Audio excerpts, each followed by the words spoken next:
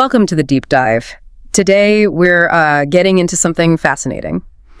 The invisible battlegrounds of modern warfare. Think shadowy conflicts, superpowers clashing silently. And our mission for you is to really unpack India's place in all this. Are they just watching these proxy wars unfold, or, are they subtly playing their own game? We've got some great sources to help us figure this out. Yeah, and maybe before we jump right in, it's probably good to just nail down what we mean by proxy war.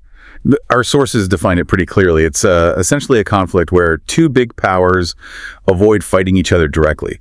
Instead, they back other groups, smaller nations, maybe non-state actors, often with, money, weapons, ideology, all to push their own strategic goals. That definitely rings a bell. Makes you think straight away of the Cold War, right? Korea, Vietnam, Afghanistan, Angola. The U.S. and the Soviet Union, they weren't technically at war with each other, but their proxies certainly were doing the fighting. So thinking about that history, how have things changed? Is it just the same old game today, or are these modern proxy conflicts different somehow? That's a really key point. The basic idea of the game, it's similar. Yeah. But the actual battlefield, it's massively different. Look at Ukraine. That's a pretty clear-cut proxy conflict, Russia versus the West. Mm-hmm. But then you have Syria. Our sources call it a proxy cocktail. A cocktail, okay. Yeah, because it's this incredibly messy mix. You've got the U.S., Russia, Iran, Turkey, various other groups, all involved, all with different aims, super complex, or Yemen, Iran backing one side, Saudi Arabia the other. What's really changed is maybe the number of players involved and how blurry the lines get between states and, non-state groups. And why is this happening more? We get that proxy wars are cheaper, maybe easier to deny, but what do our sources say about why this kind of gray zone fighting is so common now? Does it change the rules of conflict itself? It absolutely does. The sources really emphasize that these gray zones, legality, morality, they're blurred, are where proxy wars thrive. Why? Plausible deniability. Right. You can pretend it wasn't you. Exactly. It's not just about saving money or avoiding casualties, though that's part of it. It's about avoiding direct showdowns, especially with nuclear powers. And this deniability, it kind of weaponizes ambiguity. International law struggles to keep up. It makes it hard to draw clear lines. So you end up with this constant sort of simmering conflict. Not quite all-out war, but definitely not peace either. Strategic goals still get met. Which explains why this stuff is global now, especially with more big players on the world stage. It feels like every continent is now a potential chessboard. One source had a great line, "The kings don't fight, their pawns do." So on this global board, take Africa, for instance. How does that play out there? Africa's a really stark example. You've got the Wagner Group, the Russian private military outfit. They're essentially acting as a proxy, pushing Russian interests, often against Western-backed forces, especially where there are resources involved. Okay, so boots on the ground, even at deniable ones. Right. But then look at China. They're not really using mercenaries in the same way. Their leverage is different. It's economic. Infrastructure projects, massive loans for ports, railways. The debt trap diplomacy argument often comes up there. Well, whether it's a deliberate trap or not, it certainly creates dependence. It's a powerful, if quieter, way to project influence. Debt becomes a strategic tool. Interesting contrast. And the Middle East, always a hot spot. How do the Israel-Iran tensions fit into this proxy picture? Oh, definitely. Israel and Iran rarely clash directly, state on state, but their rivalry.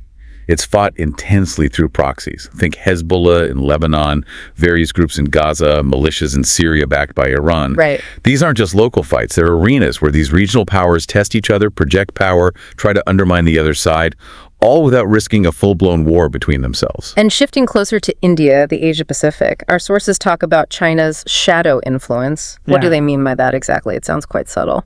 It is subtle and very deliberate. Shadow influence means projecting power without necessarily having a big military footprint. China does this through economic ties, political maneuvering, strategic investments. They create dependencies. Like where? Sri Lanka is a prime example with the Hambantota port, Pakistan with the Gwadar port and the CPEC corridor. The economic leverage, often through loans and infrastructure deals, translates into long-term strategic gains and influence, sometimes even control over critical assets. Okay, so that sets the scene globally.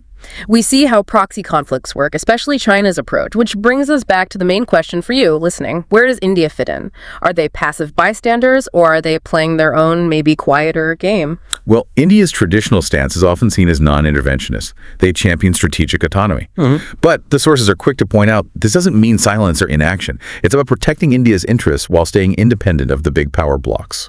Okay, so strategic autonomy isn't just sitting back. How does India exert influence, then, if it's not playing the same overt proxy games as others? Any specific examples? Sure. Look at the Maldives or Sri Lanka. Sources suggest India has quietly supported leaders who align with its maritime security interests. It's about ensuring stability in its neighborhood. Okay, subtle political backing. Right. Or Afghanistan, historically, India invested a lot in the democratic government there. Yeah. That's a clear contrast with, say, Pakistan's well-known support for the Taliban over the years. And Myanmar is another complex case. India has to balance engaging with the military junta because of border security while also offering some perhaps quiet support to democratic forces. It's all driven by very specific national security needs, especially concerning its northeast region, its influence, but it's often low-key.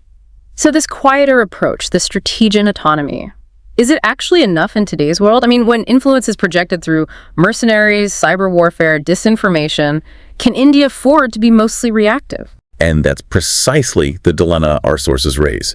The very nature of conflict is shifting. You have cyber attacks that can cripple infrastructure silently, information campaigns that can topple governments, economic pressure that flips alliances. In that context, is a primarily non-interventionist reactive posture still viable? That's the tough question. Let's circle back to China for a moment, because understanding their strategy seems key here. Sources call them a master of shadow strategy. How exactly do they do it? What makes their approach so effective, according to the analysis? Beijing's approach is multi-layered. They often back authoritarian regimes, yes, especially where they can secure access to resources, ports, mines, you name it. But crucially, they build long-term political and economic influence. They're very adept at using debt and diplomacy to create what the sources term soft proxies. Soft proxies. Explain that a bit more. These are nations that are technically independent, but they become strategically tied to China, often through economic dependence or political alignment. So it's not direct control, but influence through obligation. Pretty much. Think about Hambantota again in Sri Lanka, the port handover because of unpaid debt. Or Gwadar in Pakistan. China's growing footprint in Myanmar, Nepal, the Maldives.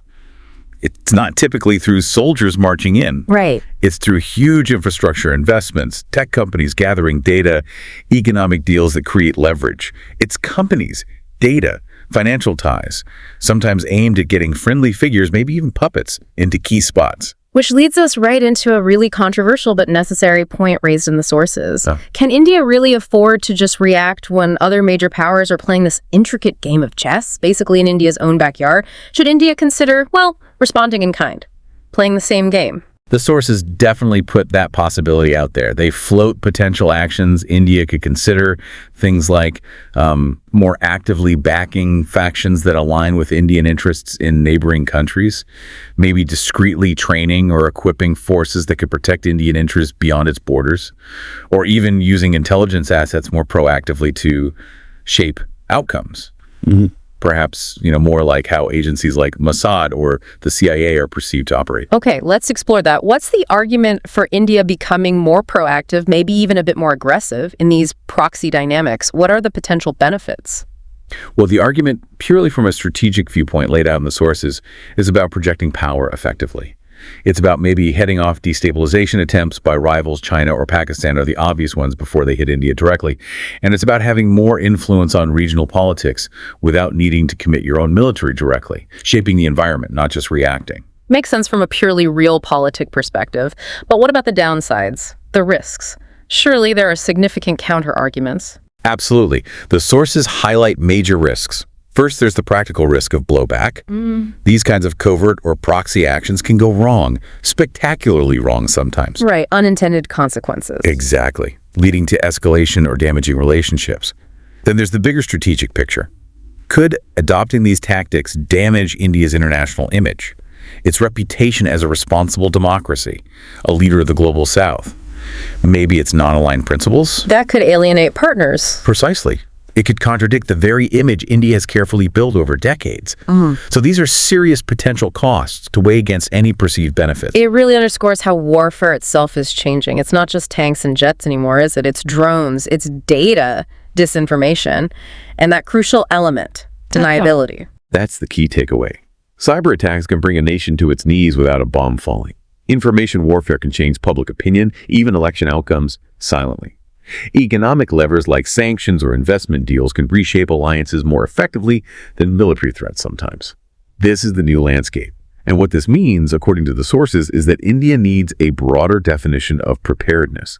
It's not just about missiles and aircraft carriers anymore. It's also about having robust influence networks, developing capabilities in AI and cyber warfare, and crucially, having the strategic foresight to navigate these very murky gray zones. Which leaves us, and you listening, with that really challenging final thought from our sources. In this age of shadow conflicts, maybe the question isn't just about whether proxy wars are ethical or right in the traditional sense. Maybe the real question is, if India doesn't learn to play this game of influence effectively, does it risk becoming just a pawn in someone else's game? It really forces a rethink of what strategic autonomy means and how to navigate this tightrope in a world where power is projected in increasingly complex, often invisible ways.